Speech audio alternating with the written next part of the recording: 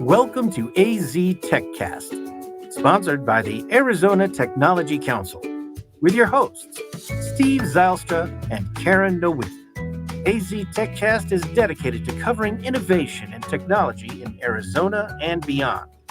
Broadcasted monthly, AZ TechCast invites leading experts to have real conversations about what is happening in the tech sector across the state of Arizona. From regional news to innovative startups, companies, and emerging technologies, AZ TechCast covers the critical issues and economic trends propelling the state's growing tech ecosystem.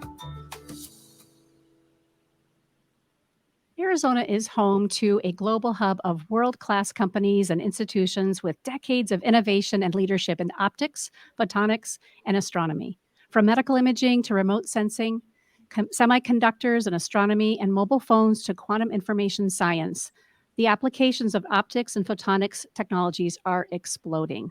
And on that note, we want to welcome you to Phoenix Business Radio X. I'm Karen Nowicki, president and owner of Phoenix Business Radio X, and I'd like to welcome you to AZ TechCast, sponsored by the Arizona Technology Council. AZ TechCast is dedicated to covering innovation and technology in Arizona and beyond. Broadcasted monthly, AZ TechCast invites tech and business experts to have real conversation about what's happening across the state of Arizona. AZ TechCast discuss critical issues, topics, trends, and propelling the state's growing tech ecosystem. And with that, we are looking forward to today's conversation. Please join me in welcoming Dr. Jennifer Burton, Director of Bio5 Institute at the University of Arizona. Welcome, Jennifer. Hello, great to be here. And Gregory Coryell, CEO and President of Applied Energetics. Welcome, sir. Thank you. It's great to be here as well. And Katie Schwartz, Design Engineering Manager at Edmund Optics. Welcome, Katie. Thank you. These accomplished experts will be in conversation with myself and Bianca Baliga, Director of Marketing and Communications at the Arizona Technology Council. And we'll be discussing why Arizona attracts optics companies, how these companies are supported, and what Arizona and the U.S. can do to maintain this industry leadership. We have a lot of interesting content to cover, so let's dive in. We always like to start by asking each of you to briefly introduce yourselves, the role that you play in your organization, and how that plays into the Arizona technology ecosystem. Jennifer, would you mind getting started for us? Sure. Hi, I'm Jennifer Barton. I'm the director of the Bio5 Institute and a professor of biomedical engineering at the University of Arizona. We work together to bring people applications, problems, solutions, technology. We bring them together at the university here and try to create better solutions for better health for people in Arizona. Katie or Greg, jump in there. You, Greg. Okay. My name is Greg Quarles. I'm the CEO and president at Applied Energetics, and our company is focused on developing technology for the national security sector, as well as biophotonics and additive, subtractive, and advanced manufacturing techniques using lasers with short pulses and other types of optical technologies integrated into these systems. Great. And I'm Katie Schwartz. I'm the engineering manager for the design services team in Tucson, Arizona, but I also work with people across the globe. Edmund Optics itself is a global components manufacturing company. So we make over 2 million components, optical components a year. So that's lenses, filters, mirrors, you name it. We do a lot of optical subsystems as well. I'm located in Tucson, and that office is primarily focused on advanced design and assembly. So we do a little more optical subsystems and integration of systems. And so we're involved here locally with the Tech Council. And make fantastic stuff, by the way. Always great to hear. I always pass along the feedback when we get it. I love that. And before we get started in the conversation, I always like to have either Steve or Bianca tell us a little bit about Arizona Technology Council and how, of course, you guys play such an important role in our tech ecosystem. So Bianca, if you do that for us today, we'd be greatly appreciative. Sure. Thank you so much, Karen. It's funny, actually. We have all of these great folks joining us virtually from Tucson, and Steve himself is actually in Tucson today. for a meeting, which is why he wasn't able to join us, but we do miss him. For those of you who are unfamiliar with the council, we are the premier trade association for science and technology companies across the state of Arizona. We have about 750 member companies that really range in size from those early stage startups to those household names that you think of when you think of technology. Our theory of change is kind of focused on three main tenets, the first of which is hosting events. We have about 100 virtual or in-person events every year. We also do a lot of public policy advocacy, so you'll frequently see us advocating for public policy at the state, local, and federal levels. And then the final piece is we offer a host of resources for our members to be able to focus on what they do best. So we offer things like an association healthcare plan, a 401k multiple employer plan, discounted tuition at a number of in-state educational institutions, and the list really does go on. And I'm really excited about this optics conversation today because we have a committee called the Optics Valley Committee, which is going to come up throughout this conversation. And they have a host of different events that they run every year too that just educates the public on what optics and photonics is, including the International Day of Light that we have coming up on Sunday, May 21st. So hopefully you all can join us at the Flandreau Planetarium down in Tucson to just learn all about optics and photonics. There are activities targeted towards people of all ages, so bring your families if you are available. Well done, and something to look forward to. I love it. Yes. So let's start at the very beginning. What is optics and what is photonics, and how has the industry changed in the past decade? And again, we're just going to let it open up round robin. And if you have something to offer or want to pipe back in, please do that. So let's start by educating our audience and listeners. What are optics and photonics? Well, since you said educate, I'll go ahead. So optics and photonics, it's a study of light and how we use light for practical purposes to power the things we use every day. So I think it's amazing. Optics has been around for thousands of years. And besides eyeglasses, it's now used for all types of things. I think what's really changed lately is that optics used to be big and expensive and something that, we'd have lasers that took up an entire table and required a postdoc to run. Nowadays, they've been manufactured in such a way that they're small and inexpensive, and they're becoming ubiquitous. So this is just really exciting to see the changes that have happened in the last couple of decades. Stick with saying light, lasers, and lenses, because I feel like if I explain optics, somebody grabs onto one of those. I mean, it's a lot more than just that, but yeah, like Jennifer said, a lot of people, when they hear optics, they think of eyeglasses. And so it's a running joke in the optics industry that we have to correct people that we're not ophthalmologists. We have some basic understanding of the eye, but usually because we're making something that interacts with people looking at something. But yeah, and any technology that uses light to solve problems, you could consider that optics and photonics.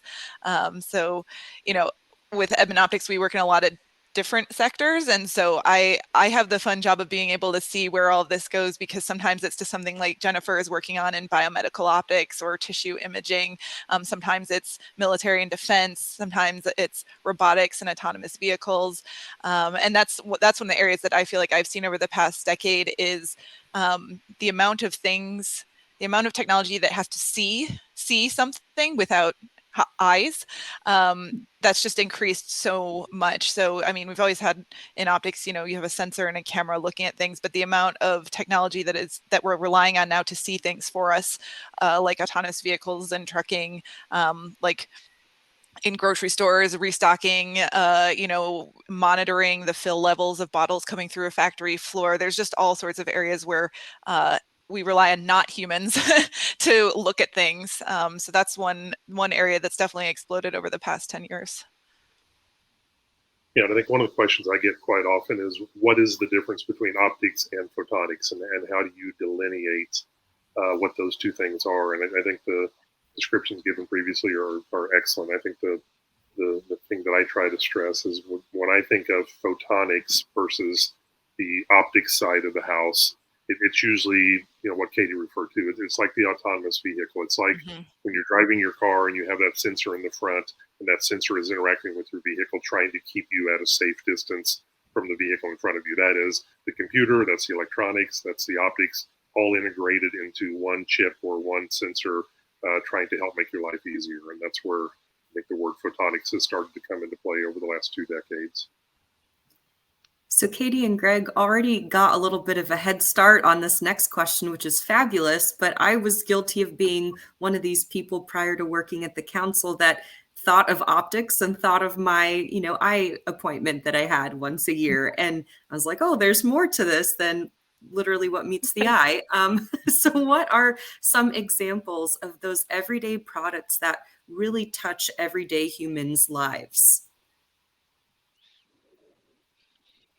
I mean, the easy, obvious one that I always go to is cell phone cameras. Mhm. I mean, everybody, if you think about kind of to the last question, the last 10 years, like think about what you expect from your cell phone camera from, say, something like 2000. Well, do we even have cell phone cameras in 2005? Like 2010 up till now, like the expectation of what you can get out of something that is so tiny. There's a number of optical elements in there. You have actively aligned elements to a sensor. This is all in a package size that's extremely small and demanding from consumers. It also needs to be cheap to, go into something that a customer is going to buy. So to me, a cell phone camera is a perfect example of something that you use every day without thinking about it, and you have had increased expectations about what the base level of quality that should be over time. And to Greg's point, that's very much like an optics example. But once you start talking about the chips and integrating your optics with your electronics, that kind of veers into the photonics side. Right, and not just the cell phone camera, but the face recognition on your iPhone has thousands of lasers that are mapping out your face, and that's a case where optics, we don't even think about it. We don't even think about the fact that optics is being used in that situation. An example I like to give ties right in, which is fiber optic to the home for your Wi-Fi. I mean, you can't use your cell phone and upload your TikTok video or whatever it may be without having fiber optics that are then connected back into a system that has servers in it, and those servers all have optical interconnects that are taking your data and storing it or taking it to the cloud. So you've got all of these types of steps involved in one simple thing, such as taking a video and sending it to a friend, and they all involve optics somewhere along the line. Mm-hmm. See, now you have Gen Z's attention. You brought TikTok into the conversation. Strategic thinking. So when we started off the conversation, Bianca introduced herself and the Arizona Technology Council. She kind of just planted the seed around this Optics Valley. And I'm very curious because I know nothing about it beyond what you just mentioned. So what is Optics Valley, and how does the community fuel the growth of Arizona's optic and photonics industry? Let's cover that.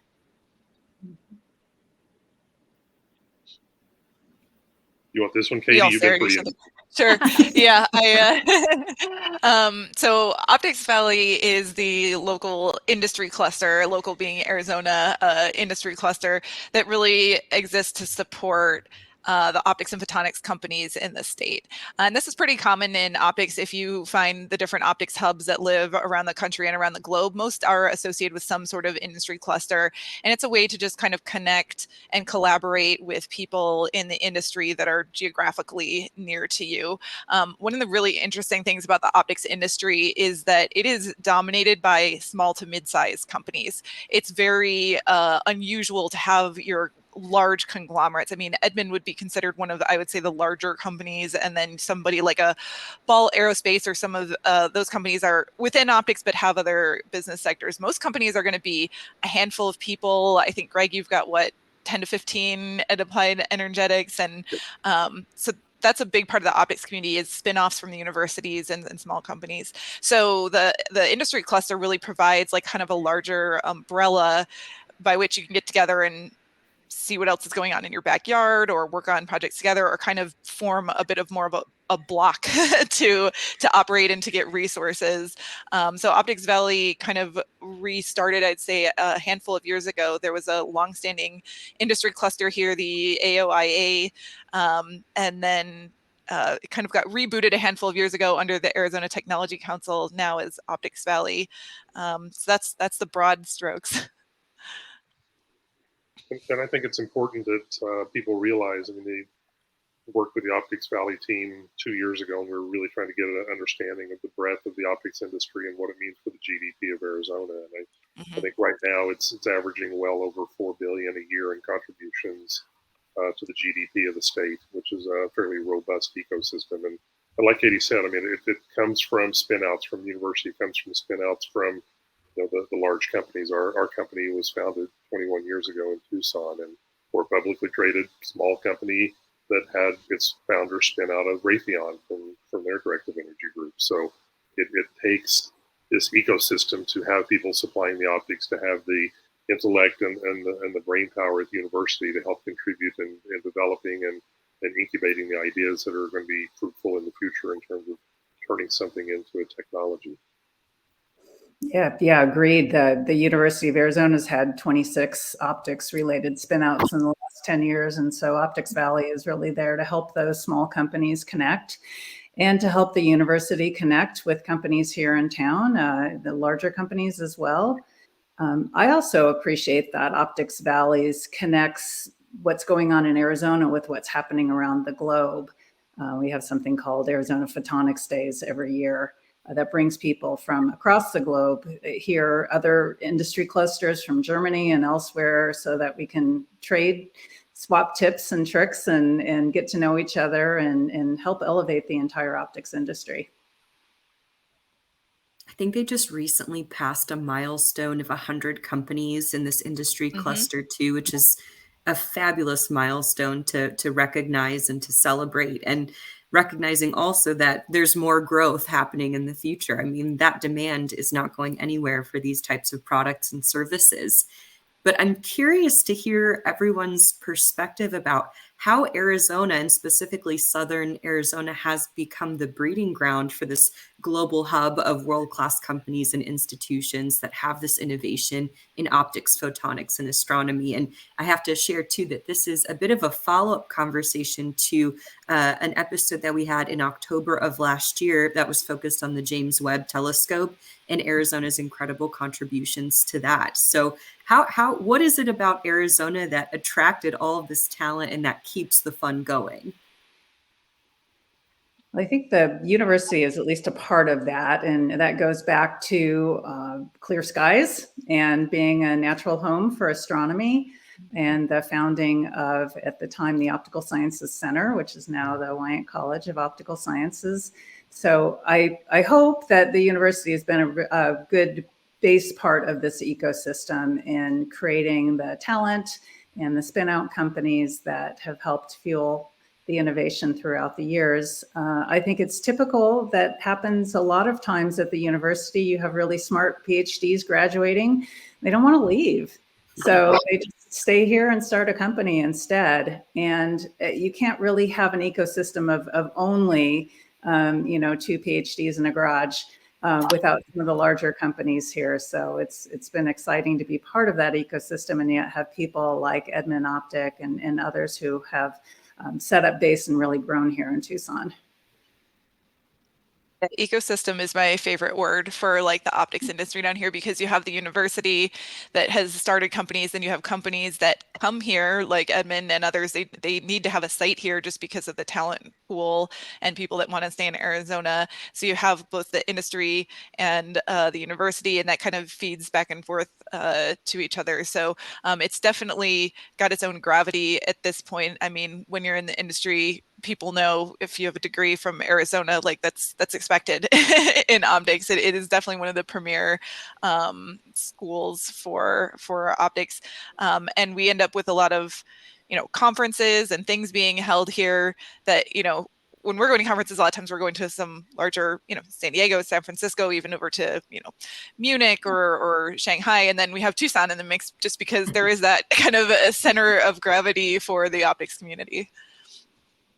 Yeah, I agree. And I think part of that center of gravity is the industry that springs up around it. I mean, Raytheon, emerged out of Hughes research labs in the desert of Tucson 40, 50 years ago and fed off of the university. I think we're seeing the same kind of renaissance with the growth of Intel and TSMC and other companies that are going to be, planting their roots and already have some roots north of Tucson, and especially with the CHIPS and Science Act coming into play and trying to drive greater growth there to develop semiconductor chips and other things that really are key and use optics and photonics all the way through the photolithography and the manufacturing of these small chips.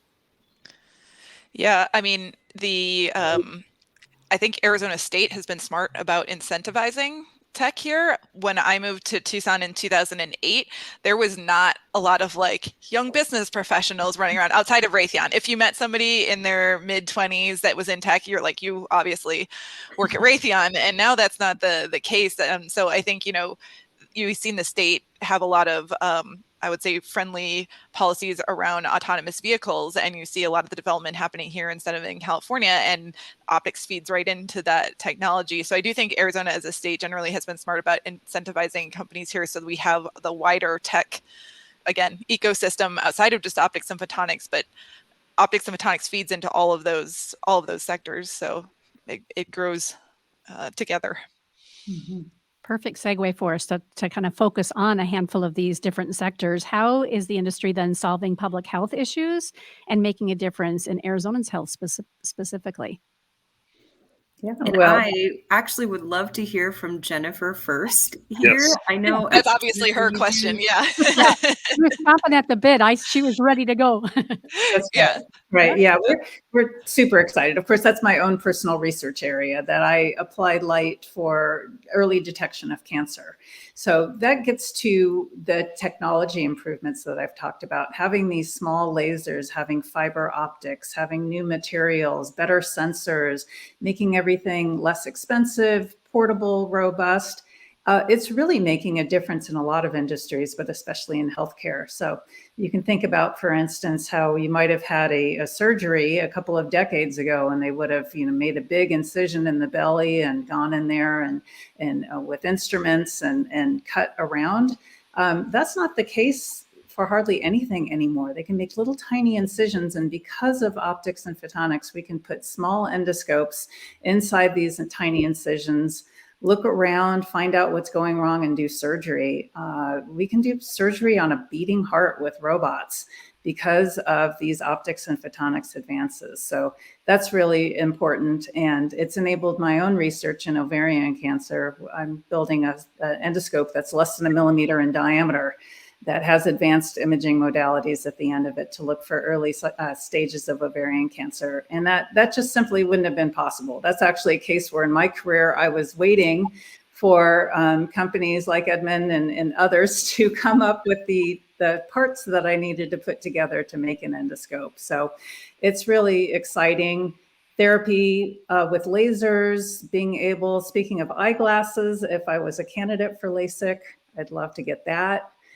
That uses optics both to map the corneal surface, figure out a personalized plan for how we're going to reshape the cornea with lasers so that you can see without glasses, again, refractive surgery. So it's been really exciting, just all the things that optics and photonics have enabled. I did get LASIK last year, and I'm pretty sure I amused the doctor/surgeon greatly because I was like, is this a femtosecond laser? Is this a pulse laser? What wavelength is this operating at? So I, as it was kind of like cutting the flap, I was like thinking about exactly what you said. I'm like, this is part of our industry enabled this, and now I'm not wearing contacts anymore. So I was on majorly nerding out during that surgery. Who is this lady? Look behind I the think scenes. I think he was very confused. I love it. What a great story. Now, for this next question, I want to turn my attention to Greg a little bit, just given your background. So the question is, how is the industry playing a role in the directed energy and national security sectors? And I was just reading over some of your submission. I think you have something like 5 patents, 12 pending. You have strategic partnerships with Department of Defense and U.S. Congress to make sure that they're aware of these great applications in security and in defense. So tell me more. Well, I think it's a combination of you have to wear your policy hat to be able to discuss changes that need to be made, and you have to have an understanding of what is the technology and what problems can it solve. And I think one of the examples that I've used most recently in a couple of talks is looking at the war in Ukraine right now and the role that drones are playing.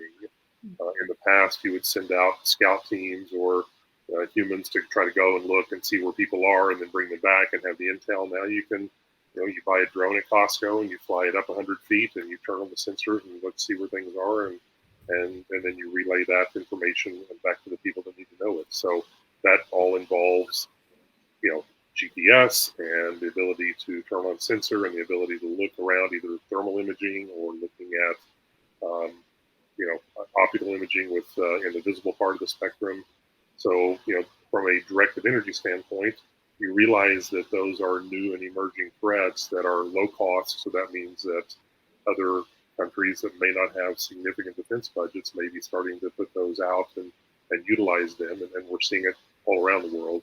And so how do you defeat that? Well, the best way to defeat it, if at all possible, is at the speed of light. You don't want to use a $200,000 munition to try to shoot down a $1,000 drone that's up in the sky. Can you take it out with a laser beam? Can that laser beam burn it out? Can it take out the sensor so it can no longer see? There's multiple different ways you can use photons at a very rapid speed. And essentially it is what they call an endless magazine. After you put the laser into the directed energy platform and put it into the field, you don't have to keep replenishing the munition. The munition is the light. So there are opportunities there to be able to work lasers into places where they hadn't been utilized 40, 50 years ago. And it's an emerging area. And a lot of it goes back to what Jennifer was saying. It's getting fibers that can handle power and getting different wavelengths of light and getting the right wavelength of light to impact the threat that's out there. So those are the kind of things that we work on, and a whole slew of industry in Arizona is working on this simultaneously from different aspects. We are halfway through our conversation today, which is fascinating because I know we have so much more to learn from each of you. Before we move on to the next question, though, I would love to have us take a quick, I don't know what that word is,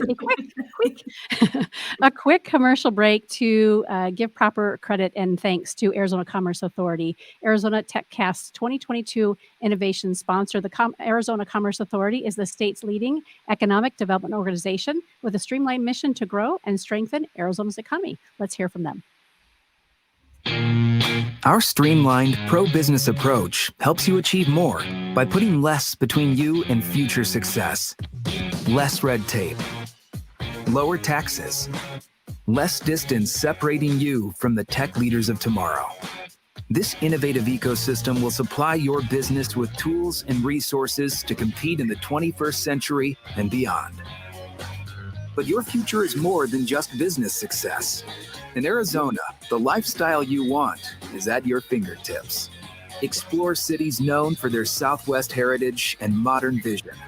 Enjoy beautiful scenery and endless outdoor activities on land, water, or snow.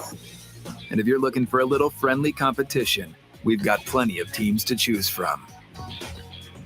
With constant sunshine, vibrant culture, and natural wonder, Arizona provides a style of living that's entirely unique. People from all over the world call our state home.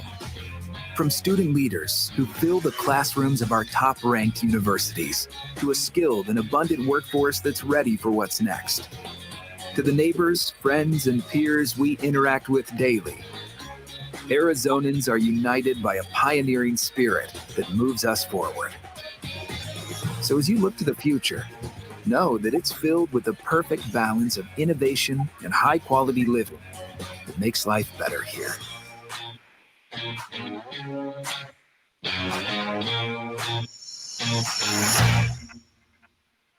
I don't know about this constant sunshine. It has been a rainy winter and spring up here. It's so different. We need to go in and change that little commercial. Hopefully not, because we don't want. I think we're ready for some sunshine. I agree. So I know, Katie, you were excited to talk about this particular question, but I'm opening it up to the whole crew. What are some of the up and coming subsectors or trends within optics and photonics? And I know some examples that we've talked about in the past are AR, VR, quantum, meta lenses. I don't even know if I said that right. Take it away. Yeah, I mean, there's a lot to talk about for those ones in particular. Certainly like AR, VR, mixed reality.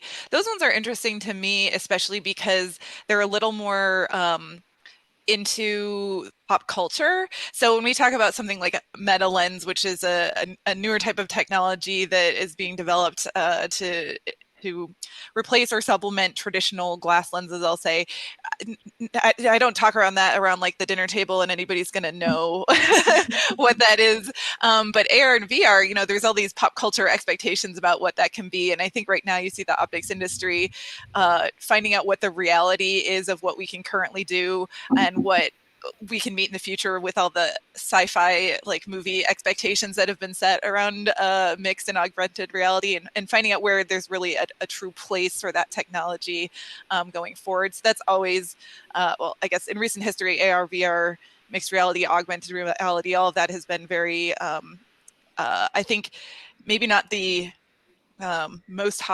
newest topic, but trying to figure out where it exists going forward. Quantum certainly is, I'm not on the academic side. I'm more on the industry and manufacturing side. Quantum certainly has, to me, exploded in where I've heard it, at conferences and papers, and that's always a topic right now. To me, that's still very early days in terms of moving towards commercialization, but just the possibilities that quantum computing and networking exist. To me, I think about quantum in the future, kind of looking back on, for all of us that remember like dial-up or pre-internet or anything like that, being like that transition to fiber optic cable and having Wi-Fi and cloud storage. To me in the future, I want to be like when I'm using my quantum computer, thinking back on, how slow it was that we used to have always these video lags when we were using our fiber optic cables. So yeah, those are certainly some areas going forward. So Katie, you don't talk about meta lenses around the dining room table? I mean, sometimes. She does it at the eye doctor. She does it with the surgeon. I would surely expect it at the dining room table. I mean, I can't help myself. Oh gosh, yeah. Sometimes my family has to tell me to stop talking about things at work, but yeah, I love things like, and I do want to pick on meta lenses because they are amazing. This, I think, is an example of where we're going into the future. We can think of light as photons or waves. And so for meta lenses, we have to think about it as a wave and how we can use these tiny structures that are much, much smaller even than a wavelength of light to manipulate the light in ways that you either would need a big complex glass lens to use, or maybe you couldn't even do it all. And so it's pretty exciting for me because, again, that's one more tool. How can we make things small? How can we make them inexpensive? You can theoretically just print these lenses right on the end of a fiber and then put the fiber in and you've got an endoscope. So I think it's just one more example of how new advances in the field are really enabling applications. Well, and in your field too, just even biomedical imaging as an umbrella, to me, I also think about how many things, like you already mentioned, orthoscopic surgery, how many things can we do with light in the future that we had to do by cutting somebody open or taking a tissue sample. So, I mean, Jennifer's work is amazing. And I always think about in the future, like what things will I not have to go through anymore from a medical sense, that it could just be imaging or neural, I mean, here's another neural networks and AI, just how much can we rely on that to diagnose diseases or make sure we're doing correct preventative, measures that's enabled by optics and light as opposed to, physically having to cut away tissue. Yeah, and I think that Katie was right about the quantum side of things as well. I think that is an up and coming area. There's a lot of, centers that are being built around the country to focus on the quantum. I think most of the major optics institutes have 5 to 10 openings each in new professor positions for quantum. I think it is going to be a revolutionizing type of technology that we probably can't even grasp. I like the transition from an AOL modem to high-speed fiber. I mean, it's probably going to be something along those lines. And just the things in terms of cryptography, in terms of being able to protect the software and the data that you have with quantum. There's also going to be the opportunity to compute and try to zone in on what may be a potential solution. There's going to be work in the weather area, trying to come up with better models so we can understand how to predict the weather patterns better, things like that could be done at that type of computing power that we can't even, supercomputers may be the closest thing to that, and that doesn't even do it justice. And I think from a policy side, there's a tremendous amount of investment going on there right now. You're talking about the $50 billion that we're looking at with CHIPS Act for improving semiconductor stability, and that is a mature core technology. I mean, globally right now, it's between 30 and 50 billion that the countries are putting in to try to expand the capability to do quantum computing. So it is going to be an area that's going to be highly funded. Many spin-outs coming out of it. Companies are already going public, and technology that I think is really going to revolutionize a lot of what we do. Wow. Let's talk about some of the challenges and disruptions that the statewide optics and photonics industry is facing. We always, get to highlight some of the exciting things, and sometimes there are some challenges that we're faced with. What would you say about that? I mean, I think everybody's felt supply chain issues in their daily lives. I mean, I don't think we have to go totally to like toilet paper rolls and COVID to to have everyone understand even just still the ramifications with chip shortages, or for a while trying to get rental cars or anything like that. I mean, that's hit the tech sector too. So to me, one of the big things still is supply chain. We still see long lead times when we're getting basic things like metal components, or we're doing manufacturing, both domestic and overseas.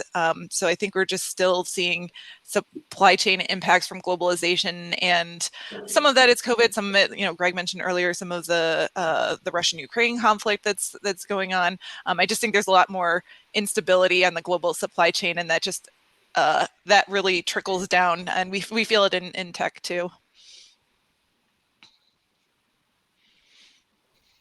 I mean, we feel it. I think the entire technology industry does. I think everything from electronics, power supplies, things like that rely on the chips that, pre-COVID you were assuming a 2 to 3 month lead time, and now you may be lucky to get it in 6 months. So it impacts the way you plan your science. It impacts the way you develop your products and commit to deliveries. I think our primary customer right now is the U.S. government. They recognize it. They work with us on our programs to try to mitigate some of the supply chain issues. But I think, secondarily, it's also manpower. I mean, it's not just, the number of PhDs that are in the pipeline and coming out. It trickles all the way down to, science and technology being taught in the K through 12 process, and trying to get students to move into anything from technician and associate's degrees to bachelor's, master's, and PhDs. I mean, that whole span of the field needs to be populated well for any of these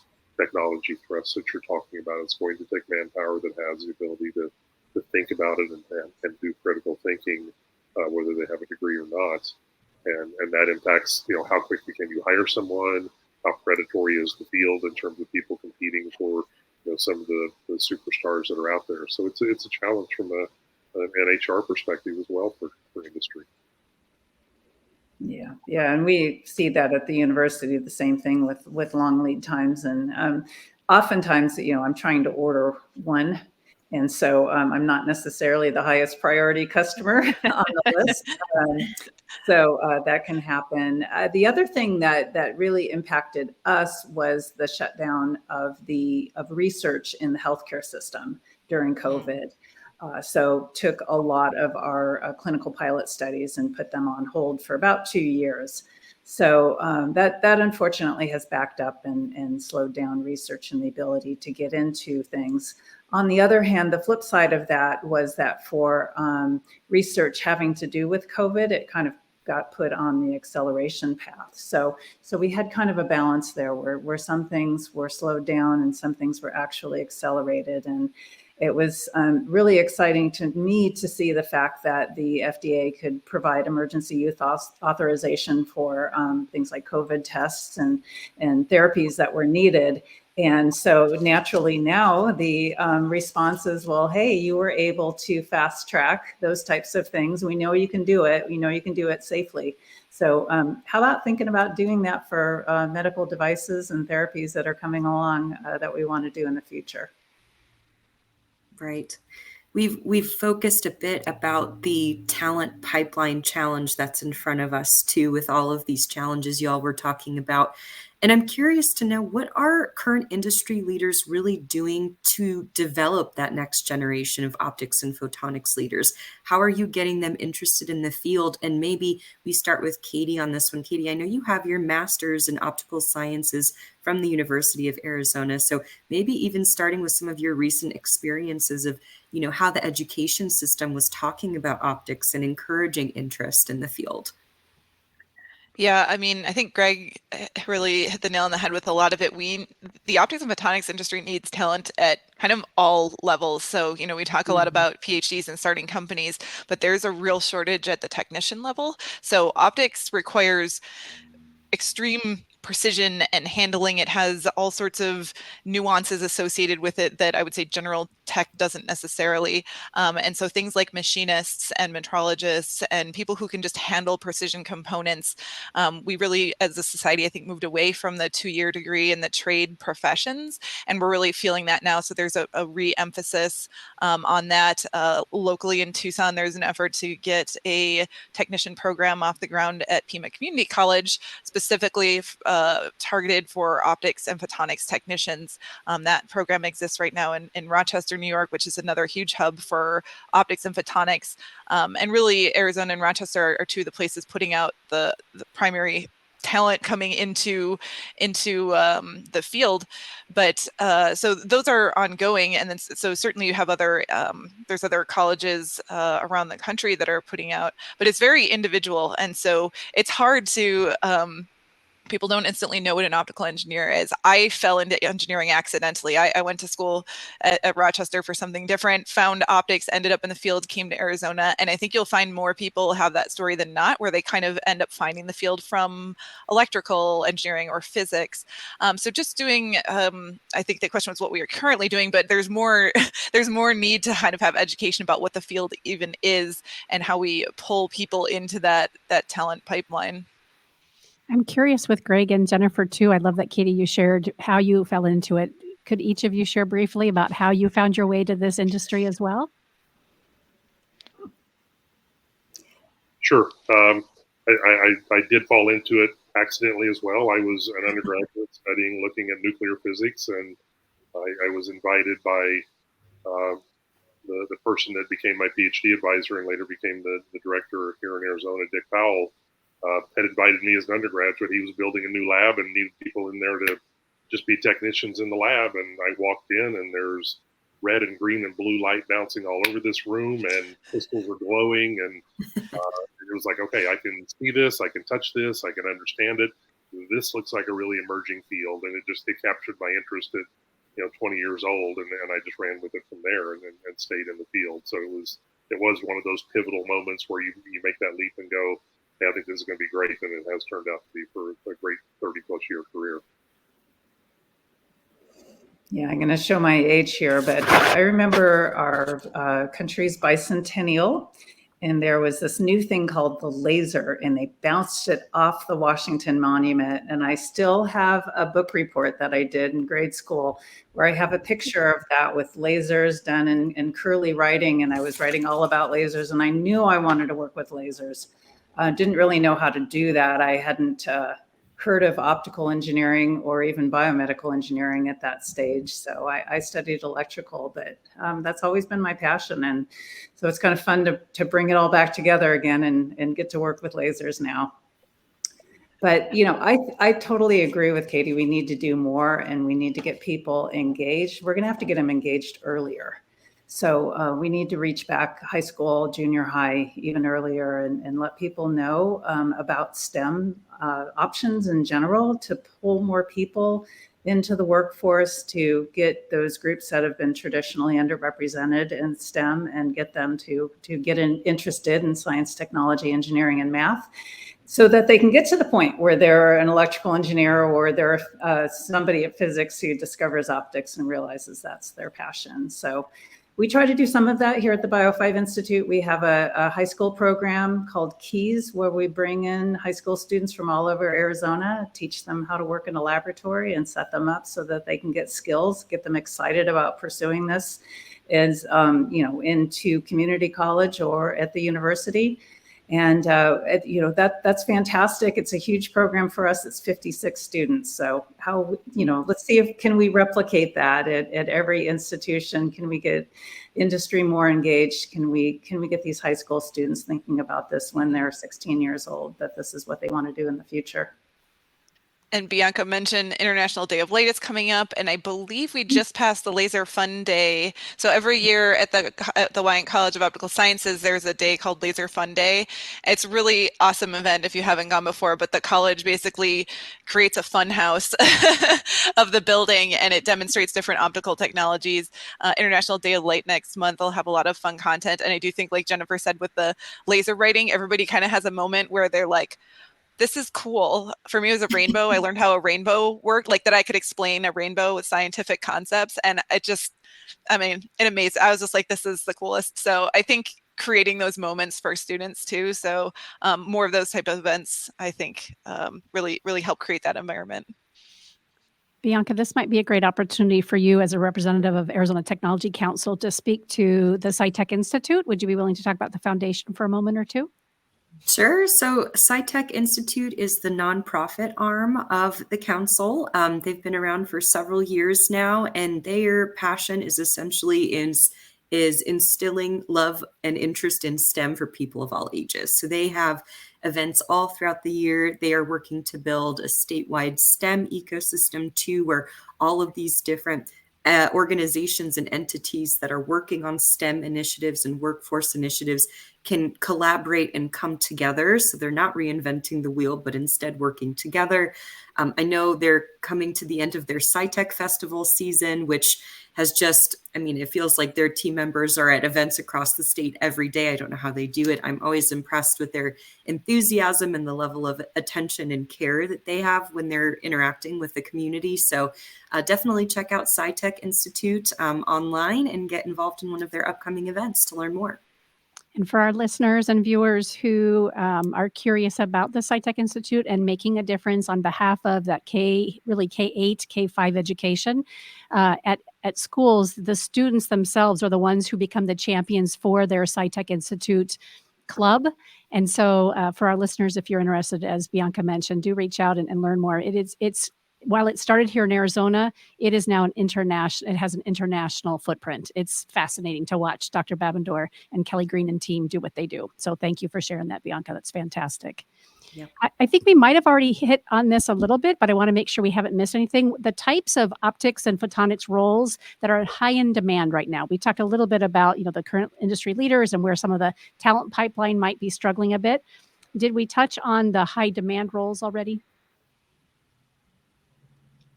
Not just yet. I think this could be something that applies to both early career professionals too and mid-career professionals that are maybe looking to jump into a new career. Well, I certainly see that what's in demand is people who have practical skills. So whether that be a technician who knows how to properly handle delicate machinery and create reliable, robust optics, to a PhD student who understands how to do a complex lens design. So I know my own students are certainly in demand.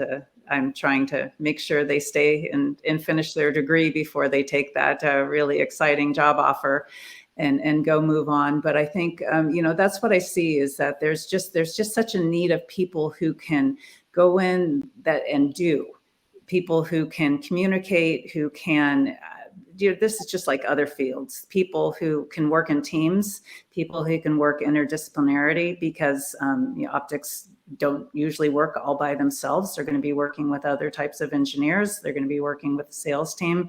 They're going to be maybe even working directly with customers. So all those skills are in high demand, and I think they're applicable at every level.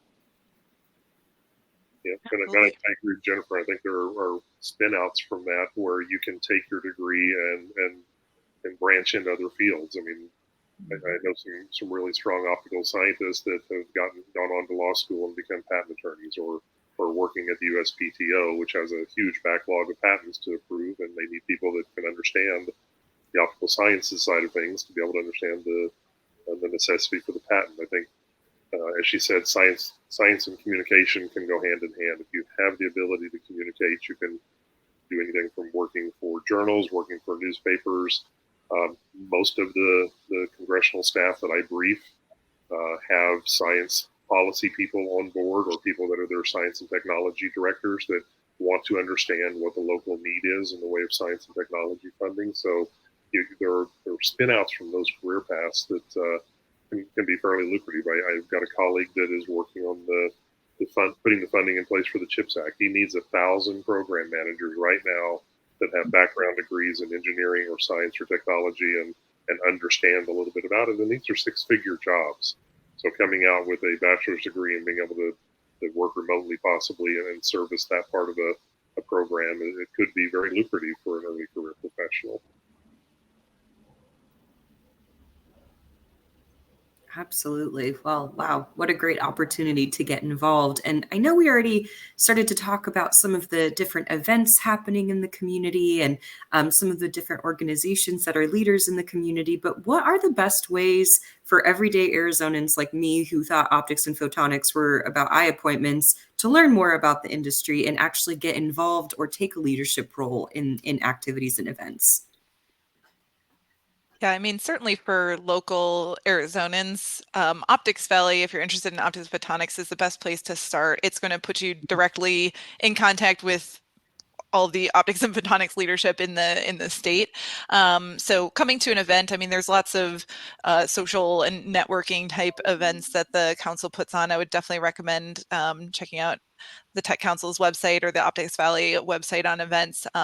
Every year there's the Arizona Photonics Days that happens at the end of January. That's a few day conference that happens here in Tucson. And we get a lot of actually international representation that comes over from Europe.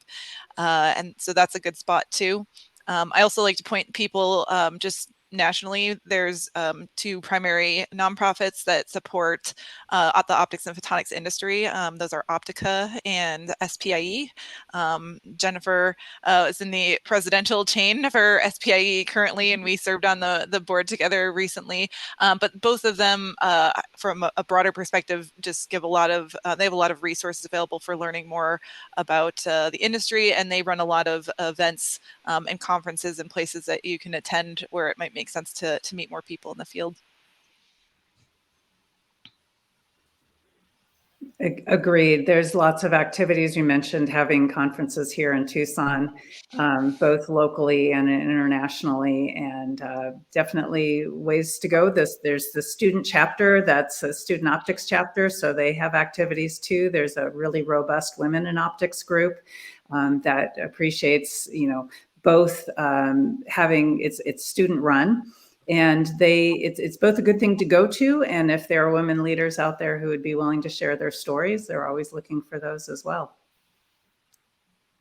And I know I've had experience with the university on their industrial affiliates days, and they've got that usually twice a year. I think that's a fantastic way to both walk around and see the companies that are there recruiting and learn about what's going on at each of those companies, to hear the students make some presentations on the kind of research that they're working on, and it gives you a real understanding of the breadth of the research that's taking place at the university and what kind of hard problems they're trying to tackle, and doing a really great job of it.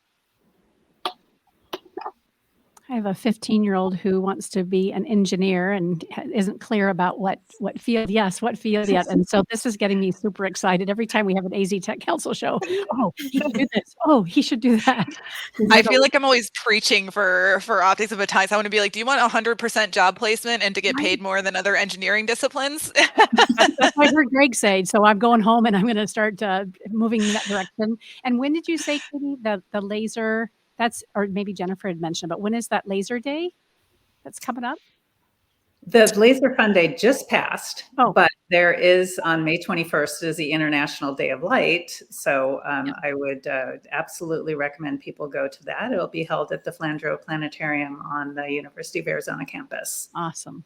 Thank Yeah, you. and I would strongly suggest using the social media route as well. SPIE, Optica, International Day of Light are all very visible on social media, and you can see all of these. They have photography contests and different kinds of exhibits going on all around the world.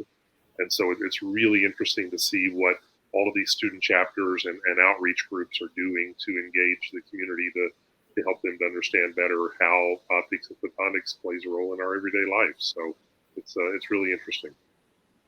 Yeah, I have to put on my marketing instead of my engineering hat. And since you mentioned TikTok earlier, Greg, Edmond Optics does run a TikTok account. My colleague Corey does an amazing job. He does these demos and everything, and it's a great, just approachable way to learn some of the basics of different optics and photonics concepts. So if you like tech TikTok, you can check ours out.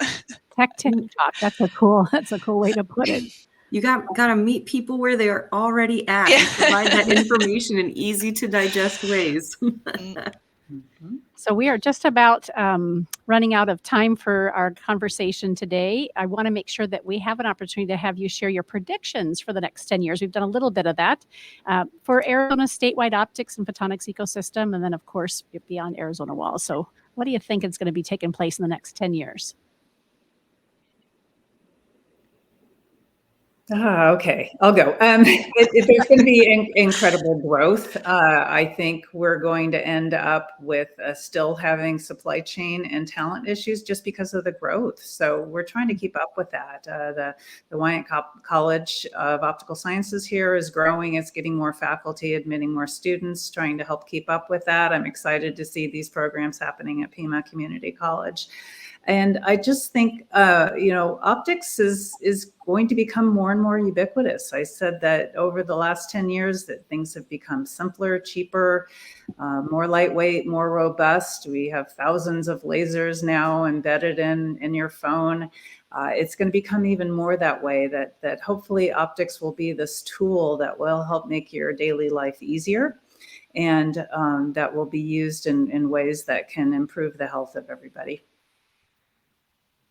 And I'll weigh in right off of what Jennifer said. I think that optics and AI together are going to make a huge splash in the next decade. I think between autonomous vehicles having to look for things in the road and be able to drive autonomously, it's going to take a combination of both of those. I think doing early stage diagnosis of abnormal cell growth in the body, being able to use terahertz or short pulse technology is going to be important for being able to look at tissue and say, hey, there's a cell there. Let's get a needle biopsy now and be able to see what's going on rapidly and do early stage intervention.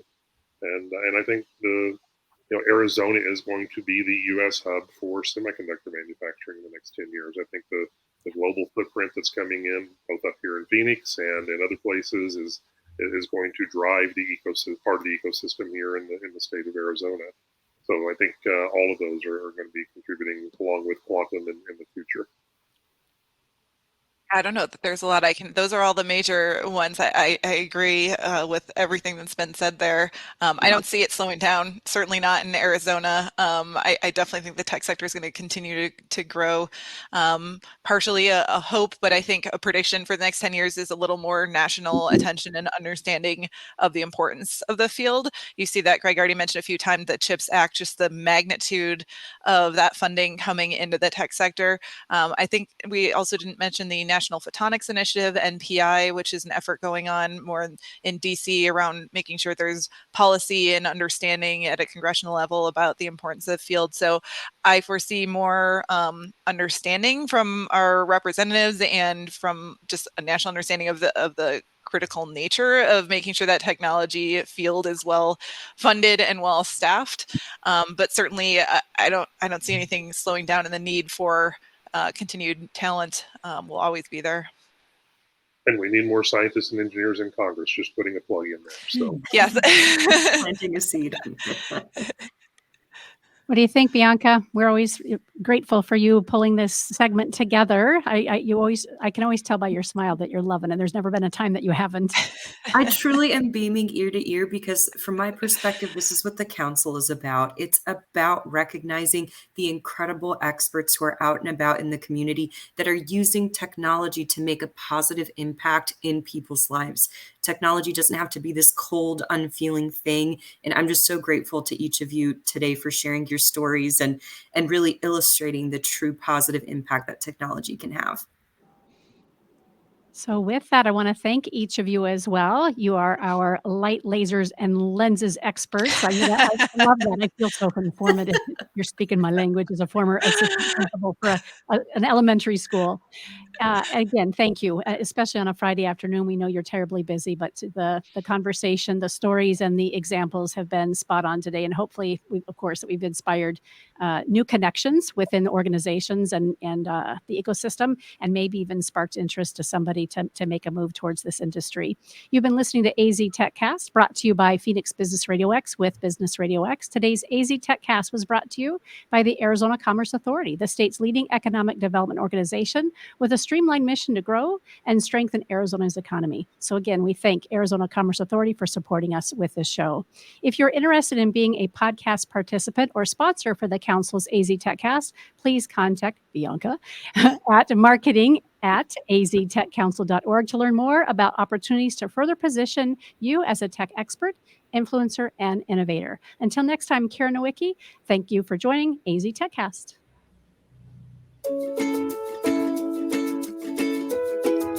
Thank you for joining us for this episode of AZ TechCast with Arizona Technology Council, featuring leading tech and business experts that help influence and shape our great state and the industries they serve.